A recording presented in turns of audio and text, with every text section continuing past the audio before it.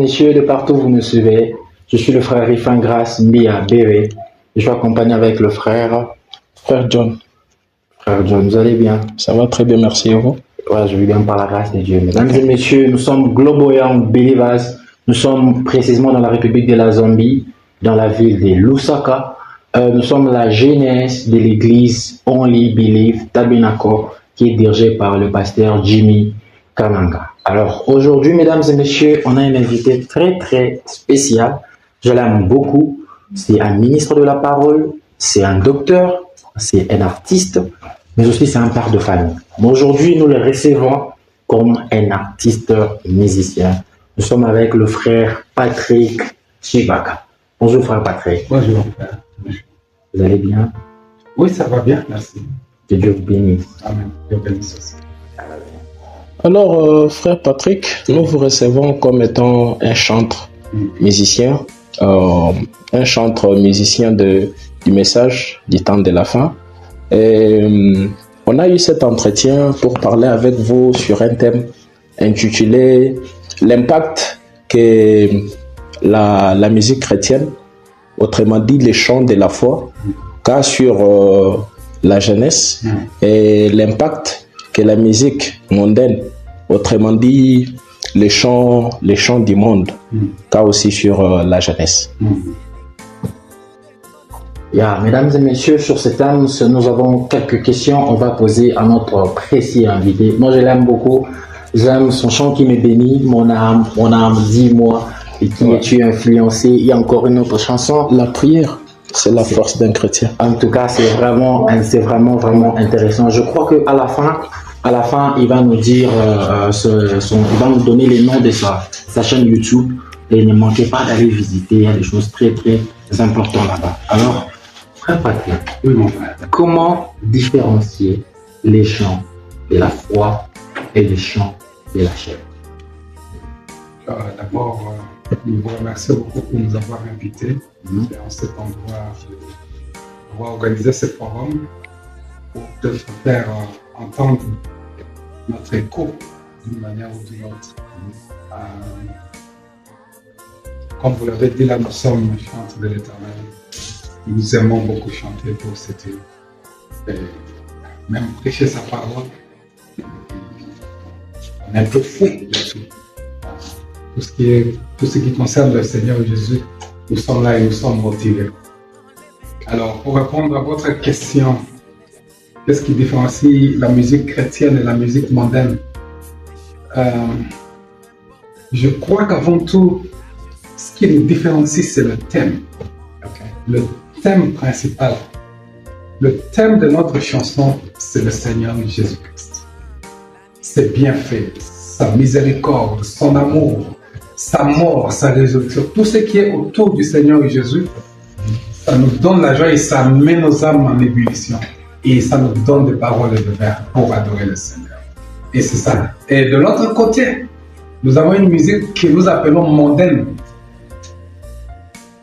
C'est parce que le thème qu'ils débattent dans ces chants-là, c'est un thème qui est en dehors du Seigneur Jésus.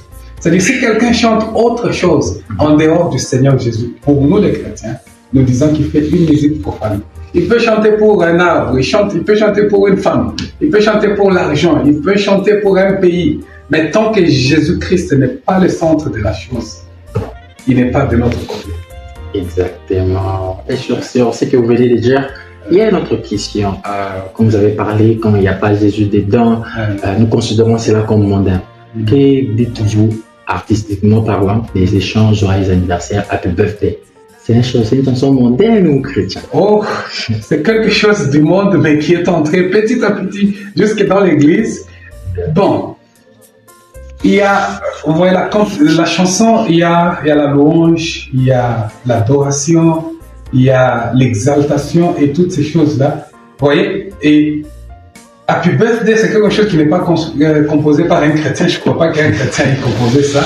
Mais bon, c'est rentré petit à petit dans les églises, ça a été accepté. Je ne sais pas depuis quand, mais je ne crois pas qu'il y a le troupe de Seigneur Jésus là-bas. Mais peut-être pour remercier le Seigneur pour avoir gardé notre frère, pour avoir gardé notre soeur, mais surtout nous les chrétiens du message. Frère Branham, il chantait, il prend soin de toi, il prend soin de toi. Je n'ai jamais vu Frère Branham chanter Happy Birthday pour quelqu'un. Peut-être s'il y a une citation de lui me la porter. Je ne dis pas que c'est mal, mais je sais souvent que notre modèle n'a jamais fait ça à sa chair. Quand il consacrait les anniversaires, il disait, il prend soin de toi. Jamais vieillir, jamais. Ça sont les chants que Frère Branham chantait pour les gens qui fêtaient leur anniversaire. Exactement. Alors sur ce, frère Patrick, nous aimerions savoir, y a-t-il vraiment un rythme pour les chrétiens? Autrement dit, y a-t-il vraiment un rythme qui est approprié aux chrétiens? Oh là là, ça c'est une question qui est vieille comme le monde. Ok. Parce que il n'y a pas un style dit des chrétiens et un style dit des païens. Vous voyez, c'est le même dos que Wenge Music a appris, que moi je prends aussi. Vous voyez, c'est le même phare. Et vous voyez, mais comme nous avons dit auparavant, c'est le thème central qui est au milieu de la chose. Je vais vous donner un exemple. Nos frères et sœurs pensent que ces cantiques slow qui chantent, vous voyez, des cantiques, le slow rock, ce style-là s'appelle slow rock, ou bien les ballades rock, le slow là, avec un tempo lent. Ils pensent que tout ce qui est lent a rapport avec la spiritualité et la sainteté. Et pourtant, nous connaissons des musiciens païens, je peux citer les noms comme Céline Dion là-bas, qui vous fait des slow. Et au Kassai, pour une petite histoire, il y a des gens qui méditaient avec les cantiques de Céline Dion. Ils disent, non, cette sœur ici, elle chante très bien. Tout ça, pourquoi ils ne parvenaient pas à capter le message derrière? Elle ne chantait pas Jésus, elle chante autre chose, mais dans un style slow, et on pense que c'est pas bien. Il y a par exemple le reggae. Le reggae a été toujours associé au Rasta et tout ça et tout et tout. Bon, c'est eux qui ont développé le style, c'est eux qui ont amélioré, mais est-ce que devrions-nous dire que le reggae appartient seulement aux Rasta et non pas aux chrétiens? Tout ce que je comprends là-dedans, c'est que la musique c'est quelque chose, tant que Christ est au milieu de la chose, il va t'orienter, il va te donner ton style, peu importe le genre de musique que vous faites. Je crois que c'est un peu ça. Il n'y a pas de musique chrétienne, il n'y a pas de musique païenne, mais tout dépend du thème. Alors, sur ce, actuellement, nous voyons des musiciens chrétiens. Ils sont en train de faire du rap. Je ne sais pas, prochainement, nous serons surpris de voir Dr Patrick en faisant du rap, je ne sais pas. Ah non, en fait, il ne faut jamais dire never say never, les Américains disent. Ouais. Mais le rap, l'histoire du rap commence depuis dans les plantations de canne à sucre aux États-Unis. Les Noirs qui étaient deported there et qui cultivaient les maïs, ils ont développé ce style-là, ils le faisaient dans la bouche, en train de tapoter des choses-là, et c'était une façon pour eux de manifester leur ras-le-bol contre les colons blancs. Et bon, petit à petit, cela, nous avons vu surtout nos frères américains, ils sont entrés dedans et ils font ça. Je ne suis pas là pour juger quoi que ce soit, mais ce que je remarque, c'est que ce cantique-là, dès que vous voyez peut-être la personne qui joue ce rap-là, souvent ça décourage, souvent ça déconcentre parce qu'ils ont des boucles d'oreilles et tout ça et tout ça. Voilà. C'est un style de musique à qui on a donné une certaine connotation. Mais la Bible dit que quand le monde va à droite, vous allez à gauche. Ouais. Ok.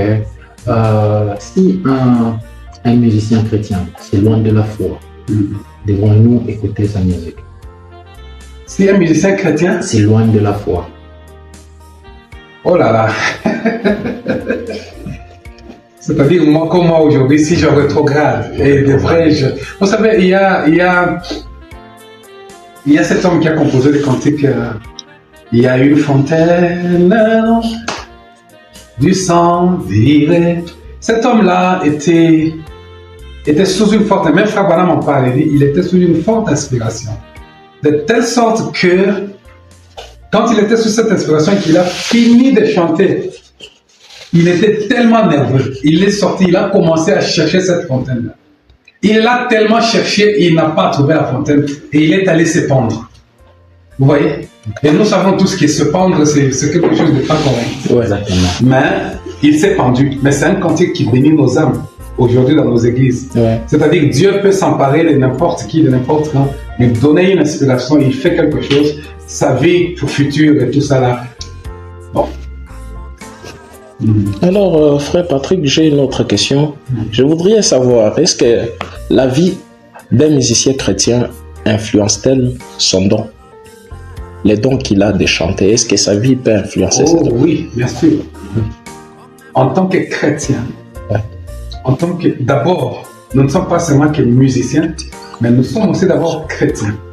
Et le degré, le niveau de notre vie, notre lifestyle, en tant que chrétien, dépend de notre relation envers le Seigneur Jésus. Je crois fermement que l'intimité qu'un homme a avec le Seigneur a un grand impact sur le ministère qu'il a, sur les simples prédicateurs ou sur les cantiques qu'il a. Et c'est pour cela qu'il nous est demandé de vivre une vie quelconque, une vie digne de l'évangile. Parce que comme Paul l'a dit, quand vous êtes tout le temps en méditation, en consécration, les anges vont vous visiter. Et c'est quand ces anges-là vous visitent. Je vais vous donner un exemple. Un jour, je suis en consécration, je prie. Et nous avons seulement dit, Seigneur mon âme, Seigneur mon âme. J'étais tellement en consécration. J'ai entendu une voix me dire, arrête. Je me suis arrêté. Va là-bas, prends le stylo, je prie le stylo, écris. Mon âme, dis-moi, qui est mon âme? C'est venu comme tout un livre. C'était la nuit vers 22h ou 23h. J'étais en train de crier. Vous voyez? Et c'est pourquoi je me dis souvent, ce cantique, c'est pas moi qui l'ai composé. C'est venu d'ailleurs. C'est venu, ça c'est autre chose. Et le lendemain, j'ai oublié totalement. Le lendemain, je parle au campus. La même voix revient et dit, arrête-toi ici. Les paroles que tu avais écrites hier, là, voici la mélodie. Mon âme, dis-moi, et tout ça. C'est les cantiques là que vous voyez là. Il y a la guitare. Dans 2-3 secondes, aider les enfants. Ça, pour moi, c'est quelque chose de très merveilleux. Mon âme dit.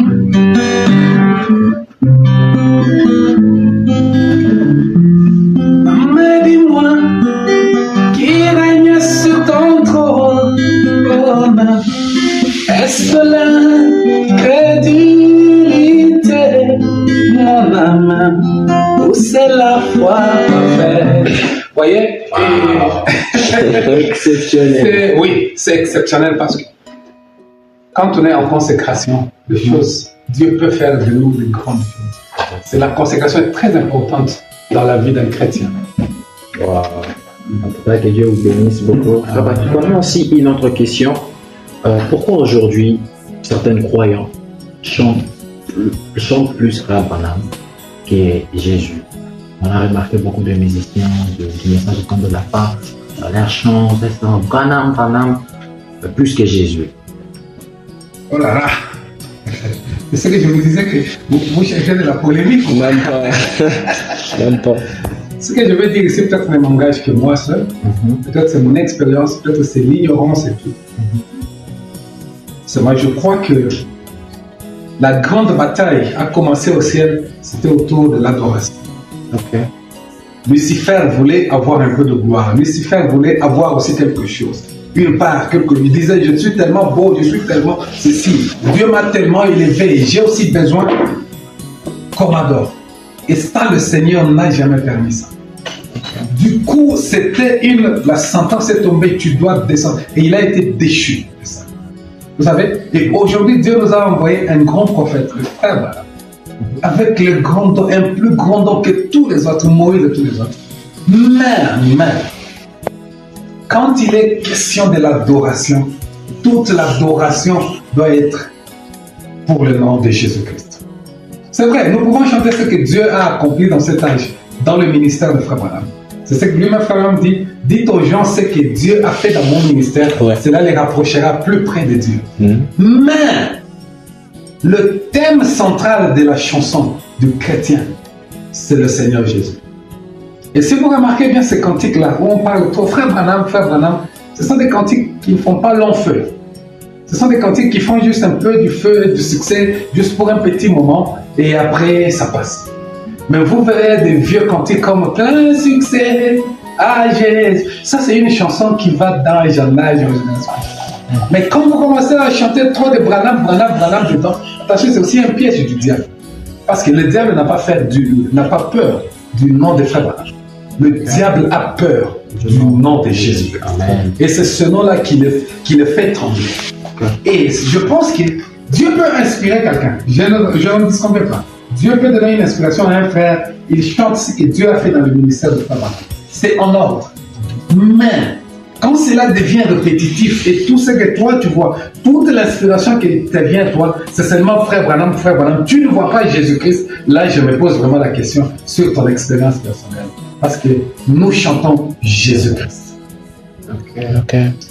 Alors, Frère Patrick, pouvez-nous donner la différence entre les chants du croyant du message et les chants des musiciens dénominationnels, en sachant qu'il y a d'autres pasteurs qui interdisent à leurs croyants d'écouter les chants des musiciens dénominationnels? Je ne peux pas les condamner, ces pasteurs-là. Ils ont leurs expériences et ils ont leur maturité. Je vais vous donner un exemple. En 2010, nous sortons l'album Le Plus Fort. Et je vais à Kinshasa pour faire la promotion de l'album. J'arrive à Victoire, il y a un grand studio, je sais le nom, de distribution de musique. Je suis en train de dire, je suis un artiste musicien chrétien et je suis venu présenter mon album. Le monsieur qui était là, il dit, je venais de Lubumbashi. Vous ne savez pas chanter et tout. Il m'avait tellement découragé. Je lui ai dit, prends quand même les CD, écoute. Si tu n'es pas d'accord, ça va. Vous voyez? Je suis revenu presque un mois après, j'avais oublié des repas parce qu'il m'avait tellement découragé. Quand j'arrive, je trouve mon âme qui joue là-bas. Je trouve le plus fort en train de jouer. Il me dit, frère, mais Lucas qui est fort. Il m'amène dans son bureau. Et vous voyez ce qu'il me dit? Il dit, album, la bureau est terrible. J'ai dit, oh, vraiment, j'étais émerveillé. Il dit, mais il faut tout travailler en moment moqué. J'ai dit, ah, c'est pas un problème, vous pouvez prendre ça, amener dans un... C'était ça mon idée. Amener dans n'importe quel studio, améliorer ça comme vous voulez, parce qu'il y avait quelques lacunes dans cet album-là, le plus fort. Il me dit, ah, t'es un déco, ils ont travaillé un déco à la tête. Il me dit, non, il y a une maman à Bibois ici, elle est très forte. Yo, dès qu'elle a vu son album, on va faire tout le reste là, vous voyez. Il me poussait à aller faire des fétiches. Et il me dit, déco, tu vas faire tel, j'ai tel nom ici.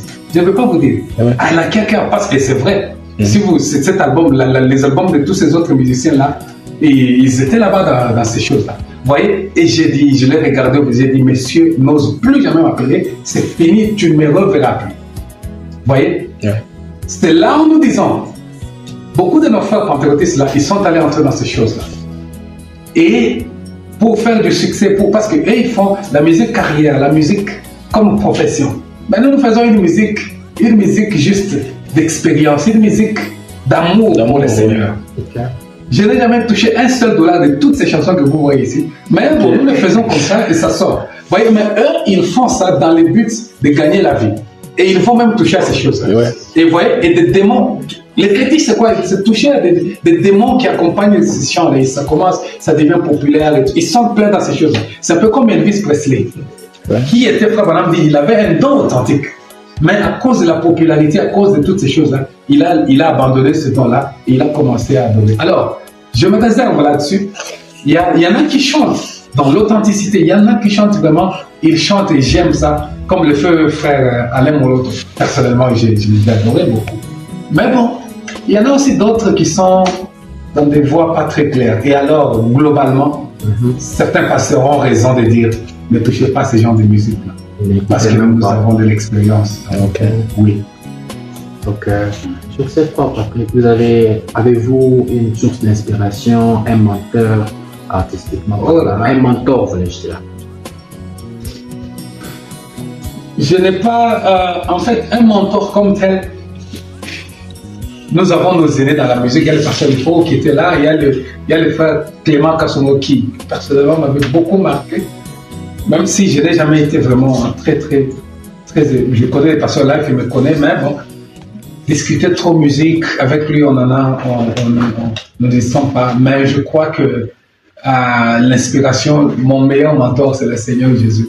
Et c'est à lui que j'abandonne tout. Je dis, Seigneur, c'est toi qui as donné ce don et je sais que tu vas me guider d'une manière ou d'une autre. Le reste là, c'est Dieu lui-même.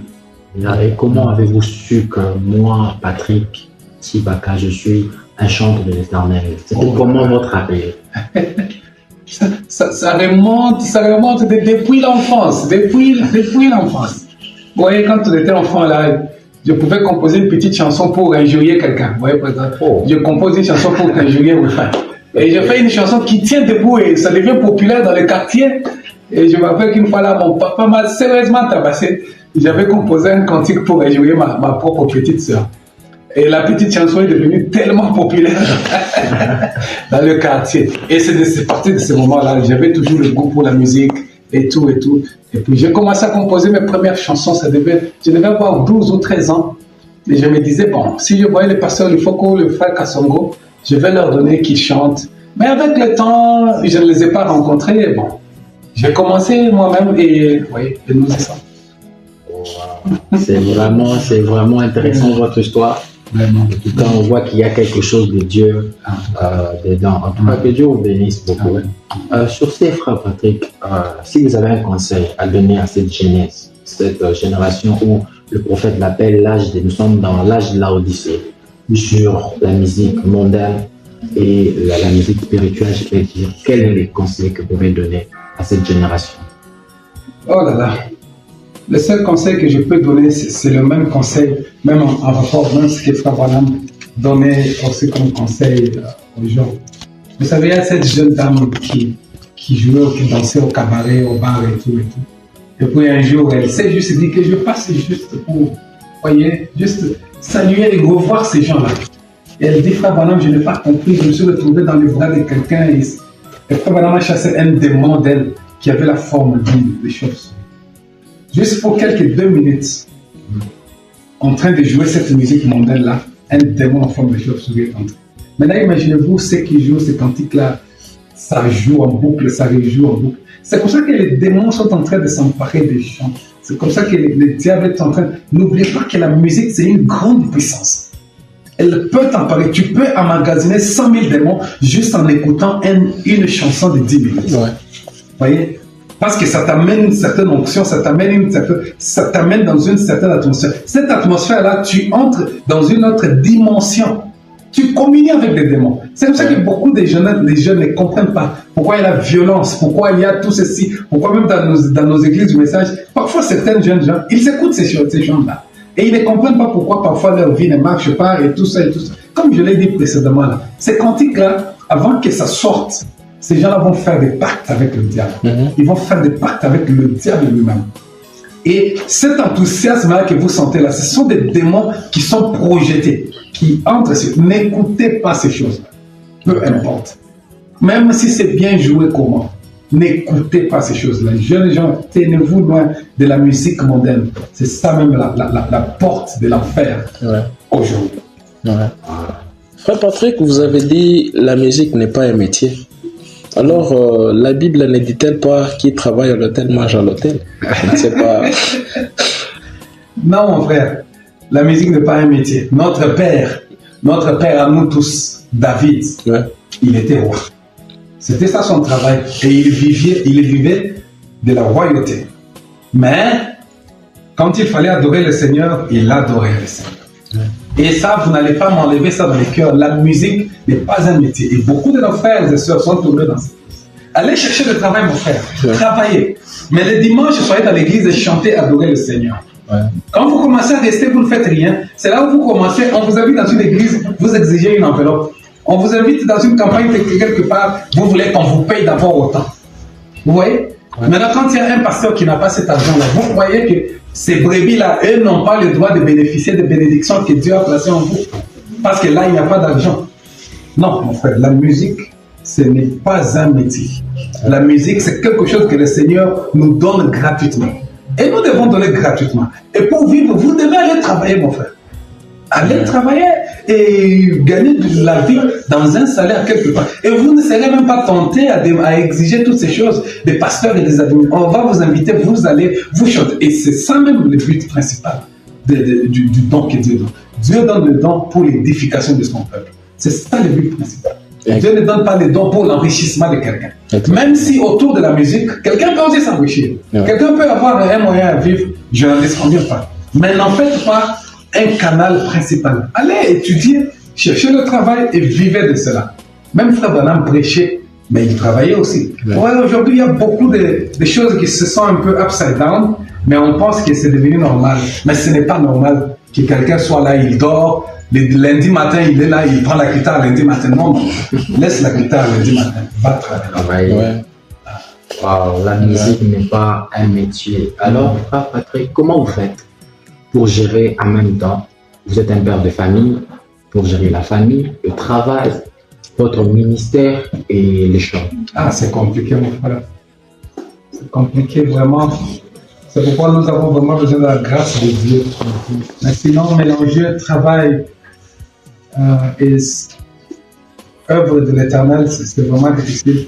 Mais la Bible déclare que maudit soit celui qui fait l'œuvre de Dieu avec négligence. C'est vrai que César essaie un peu de nous déranger, mais la Bible déclare à César ce qui est à César et à Dieu ce qui est à Dieu. Quand c'est le temps pour la parole, nous sommes là et nous donnons notre meilleur. Quand c'est aussi le temps pour aller travailler, nous devons y aller. C'est pas comme dit. Il n'y a pas bon travailleur que le chrétien. Un chrétien, c'est celui qui travaille bien et tout. Mais c'est difficile de mélanger les deux. Alors, Frère Patrick, sur les dons, nous aimerions savoir, vous êtes chanteur, vous êtes aussi prédicateur. Alors, qu'est-ce qui est venu avant l'autre? Oh là là. J'essaie de penser à ça. Qu'est-ce qui était venu? Mais je me rappelle seulement que j'ai commencé à prêcher très très jeune. À mes amis à l'école et tout ça là. Et avant même que je commence à chanter. Mais bon, vous voyez, je prêchais très très jeune, je dois vous l'avouer, avant même que je commence à chanter. Mais c'est vrai qu'à un certain moment, la chose de la prédication est un peu descendue plus bas et j'étais plus en train de chanter. Mais il y a quelques jours là, le Seigneur me menaçait, disons, ce malheureux. Tu as abandonné ça, tu as abandonné. Il y avait trop de menaces et tout ça. Là. Il m'a vraiment forcé à faire l'autre partie là, de la prédication que je n'aime pas vraiment. Mais bon, nous n'avons pas de choix. Je sais qu'actuellement, il y a beaucoup de discussions autour tous les chantres vont devenir prédicateurs et tout et tout. J'ai commencé à prêcher ce message ici depuis mon jeune âge, avant même que je commence à chanter. Il y a des amis à qui j'ai prêché le message à l'école secondaire, en deuxième CO et tout, qui ont pris ces messages juste comme je dis, ce sont des fervents chrétiens. Avant même que je commence à jouer la guitare, je ne sais pas ce qui est venu avant l'autre. C'est un peu ça.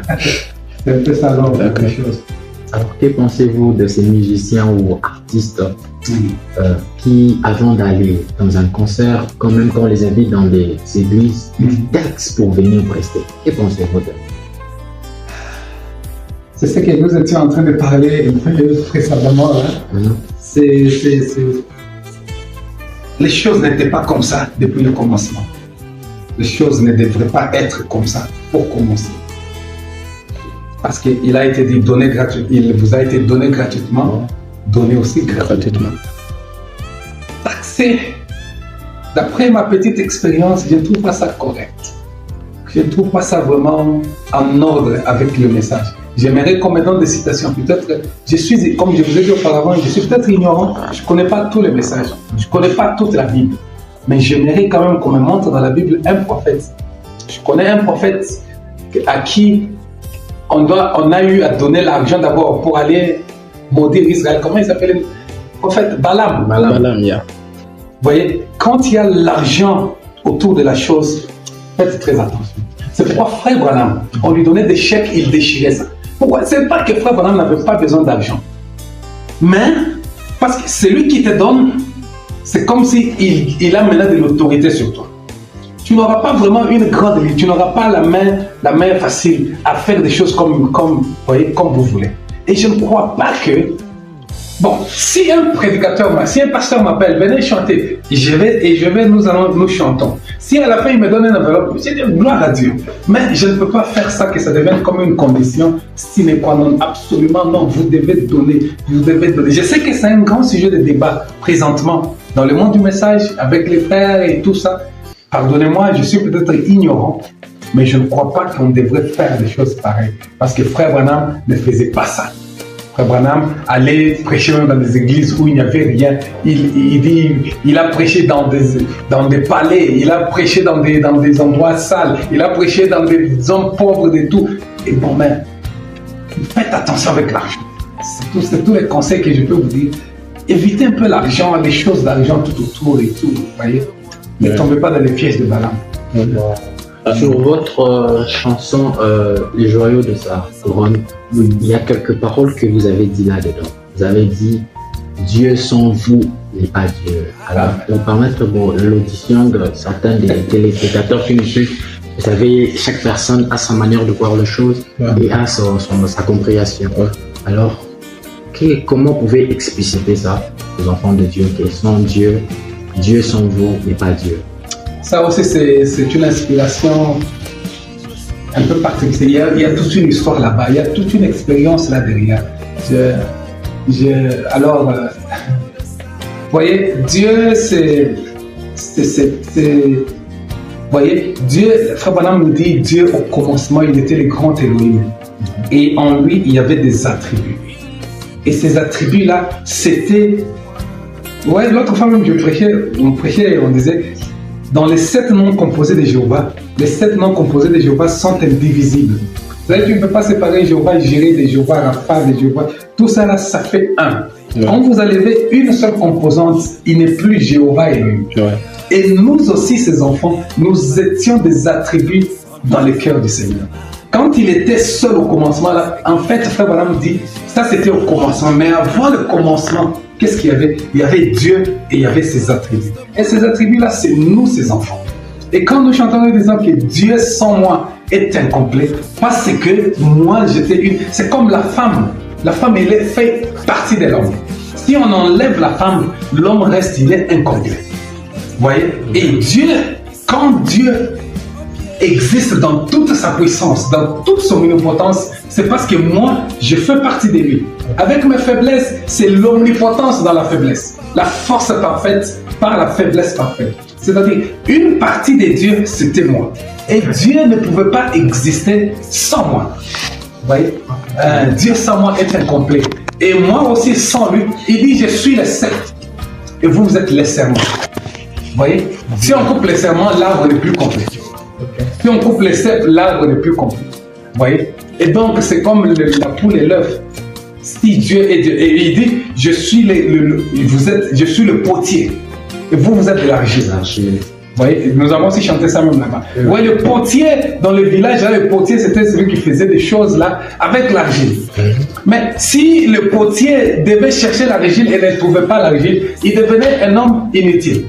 Vous voyez? Et l'argile aussi, sans potier, sera juste foulé au pied. Vous voyez? Et donc, Dieu sans moi est vraiment incomplet. Je le répète encore. Il est vraiment incomplet. Oui, vous aidez les enfants de Dieu à réécouter ça encore parce que c'est une bénédiction pour nous. Dieu sans moi est incomplet. Sans lui, je ne suis rien. D'ailleurs, sans moi, il n'est pas Dieu. Sans lui, je suis un animal. C'est grâce à lui que je respire. Oh, oh, oh. À cause de moi, il est Dieu. Alléluia. Je suis l'argile, il est potier. Sans argile, potier, chômeur. Alléluia. Sans potier, l'argile n'est rien. Il sera foulé aux pieds. Je fais la beauté de Jésus. Vraiment. Je fais la beauté de Jésus. Je fais la beauté. C'est-à-dire, quand Jésus descend là, il est beau dans toute sa splendeur là. C'est à cause de moi. Voilà, exactement. Que Dieu vous bénisse pour ces chants. Rufa, frère Patrick a un album nommé Popcorn. Ok. Et nous aimerions savoir l'inspiration qui est derrière cette Popcorn. Ouais. Oh là là. C'est quelque chose que je ne savais pas aussi. Mais un jour, à Lubumbashi, le feu pasteur Placide Konda, qui était mon pasteur, je m'excuse. Alors, un jour, il a prêché à sa chair et puis, c'était terrible. Mais il a oublié un papier à la chair, vous voyez. Et moi, je suis venu pour congédier l'église. Et puis, je suis tombé sur ce petit papier-là, il avait écrit là-bas. Il a écrit au sujet-là, Popcorn. Et puis, il y avait une citation de Frère Branham. Et mon Frère Branham disait, écoutez, vous prenez un vieux grain de maïs qui est lourd, qui est jaunâtre, qui est timide. Si vous prenez ce grain, pardon, et vous prenez de l'huile, vous chauffez l'huile, vous chauffez, et puis vous prenez ce vieux grain de maïs qui est lourd et timide, vous jetez là-bas, il explose, et il devient blanc, il devient léger, et il dit, c'est ça, nous faisons la religion du popcorn.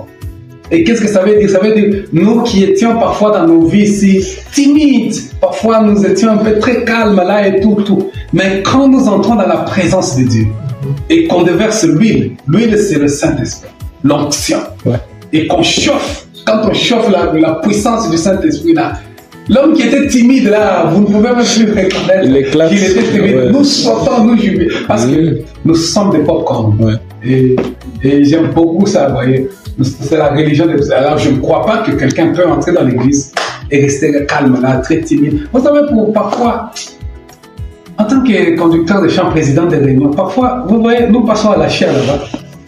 Vous savez, bonjour mes frères et sœurs. Pas de qui. Salut votre voisin. Surtout du côté des sœurs. Vous voyez, ouais, ça envoie souvent un message très négatif. Mais par expérience, je parviens souvent à me déconnecter des gens pareils, des gens négatifs comme ça. Je me déconnecte d'eux. Et je deviens un popcorn moi-même avec le Seigneur. Exactement. Et je l'adore. Et la réunion, les gens sont bénis. Waouh, exceptionnel. Puis on de parler de l'album, c'est quand votre prochain album? Quand est-ce que vous allez me donner l'argent? Nous croyons que Dieu peut voir. Oui, c'est vrai. Oui.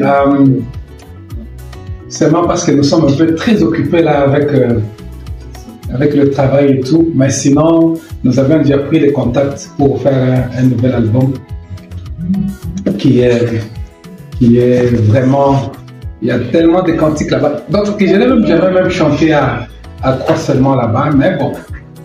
Mais nous croyons que le prochain album va sortir probablement la fin de cette année. Nous allons finir les audios et tout, et puis publier ça. On n'a pas droit très seulement. Oh là là. C'est encore à l'étape du 7e saut. Le 7e saut est encore... mais il y a des cantiques comme Ma saison s'impose. C'est-à-dire quand le temps de la bénédiction du Seigneur arrive. Même si tous les vieux sorciers de la famille là s'élèvent, même si le gouvernement refuse, quand c'est la saison de la bénédiction, la saison s'impose. Vous voyez, quand les Égyptiens, quand c'était le moment de sortir, malgré la résistance, l'opposition de Pharaon, la saison s'était imposée. C'est un cantique très merveilleux. Je pense que nous allons le chanter très bientôt. C'est vraiment exceptionnel. Alors, Patrick, nous sommes presque à la fin de notre interview. Déjà, nous vous disons encore merci d'avoir accepté de venir. Moi, je vous aime beaucoup. Vous savez, John, ce qui m'impressionne, c'est notre Jacques-Patrick Tchibaba. Ce qui m'impressionne, c'est son humilité, sa manière de voir les choses. Exactement. En tout cas, je suis impressionné, je suis touché. Que Dieu vous bénisse énormément. Amen. Alors, on va vous demander, est-ce que vous pouvez prendre votre guitare et chanter pour le peuple de Dieu, mon âme. Mon âme. Mon âme de moi. Ok.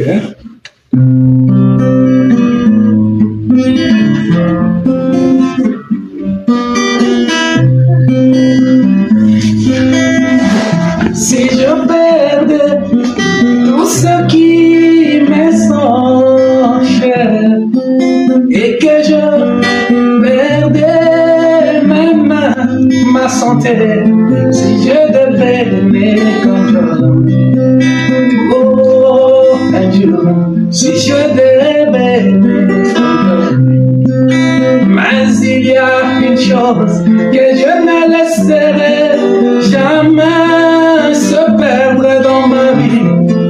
Cette chose, c'est mon âme intérieure, c'est mon âme, c'est ma perle en bas. Oh, mon âme, ma perle des pantalons. Oh, mon âme, dis-moi, qui règne sur ton trône, est-ce la crédulité, mon âme, ou c'est la foi parfaite?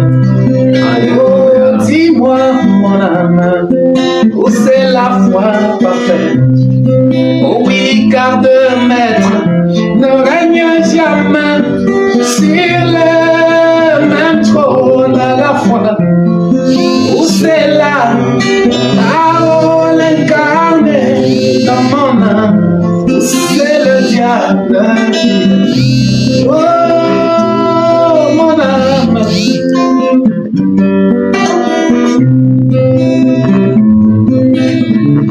Quand le souffle quittera ce corps, mon âme, quelle sera la destination, mon âme? As-tu fait tes réservations pour ton séjour éternel? As-tu fait tes réservations? Oh oui, quand le film de ta vie passera au magnétoscope de Dieu et que les secrets des cœurs seront dévoilés, quel sera ton témoignage? Oh, mon âme, quel sera? Oh, mon âme. Mon âme, dis-moi, Alléluia. qui règne sur ton trône. Mon âme, dis-moi, où tu es influencé. Dis mon âme, dis-moi, qui règne sur ton trône. Et mon trône, elle sera ton témoignage. Dis mon âme, dis-moi,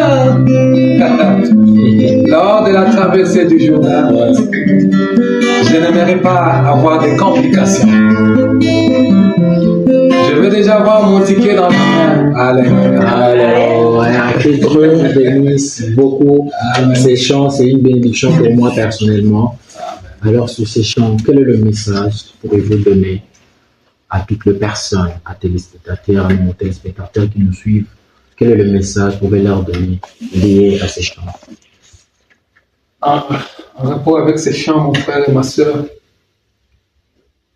nous pouvons aller à l'église, nous pouvons être diacres, nous pouvons être pasteurs, nous pouvons être évangélistes, et tout, mais la chose la plus importante, c'est que votre âme soit connectée avec le surnaturel. L'église ne te sauve pas, ton pasteur ne te sauve pas, ta doctrine là ne te sauve pas. Ce qui va te sauver, c'est la relation intime que tu as avec le Seigneur. Et c'est ça le but pour lequel nous allons à l'église, pour rechercher cette drachme perdue-là, afin que notre âme soit vraiment en connexion avec le surnaturel, en connexion avec l'espace. Parce que quand le Seigneur revient, il revient chercher son esprit. Et il doit trouver cet esprit-là dans ton âme. Sinon, tu vas sauter, frère Branham a dit à la fin, enfer. Il n'y a pas d'autre formule. C'est très inspirant. Enfin, tu sais, quand j'étais plus petit, cette chanson, je la mettais en répétition dans notre maison. On avait une radio, je la mettais en répétition et j'avais tout fait pour retenir les paroles que vous venez de dire. Un petit témoignage, je ne comprends pas. Ouais. Il y a un frère, quelque part, je ne sais pas de la ville, il y a un monsieur qui était païen, un païen endurci. Mais il aimait beaucoup rester avec les croyants du message. Il sentait que le message c'est la vérité. Mais on l'a mené dans des églises, on a prêché, le monsieur dit non, il ne croyait pas. Vous voyez, un jour, il est allé chez un frère, il a dit, donnez-moi quelques-unes de vos chansons, je vais les jouer chez moi. On lui a donné, et parmi ces cantiques-là, il y avait mon âme. Le monsieur est allé, il a mis mon âme. D'après son témoignage, il n'a pas dormi toute la nuit. Il s'est dit, qu'est-ce qui va m'arriver? Le lendemain, les frères du message, ils ont vu seulement le monsieur atterrir, il a dit, baptisez-moi aujourd'hui, seulement maintenant. On lui a dit, mais quoi? Toi, on t'a pris? Non. La chanson là, mon âme là, non. Baptisez-moi. Et aujourd'hui, c'est un frère très très fervent. Et je crois qu'il va au ciel. Et c'est pratique. Nous avons tellement de témoignages pareils. Vous voyez, ça aide les gens. Ouais, un autre aussi, il était tellement, vous voyez, né dans le message, grandi et tout. On finit par s'habituer avec le message. Il a rétrogradé des années.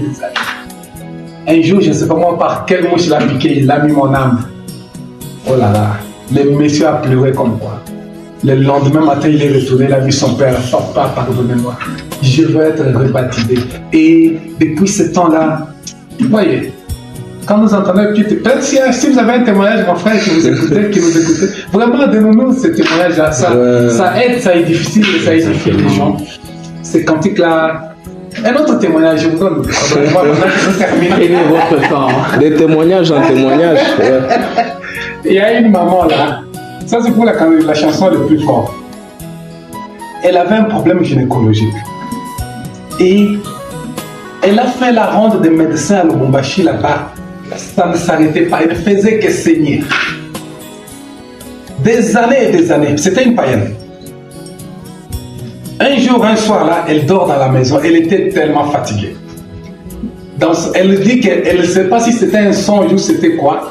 Elle a seulement vu un groupe de anges qui chantaient Jésus le plus fort, Jésus le plus fort. Ça l'a énervée.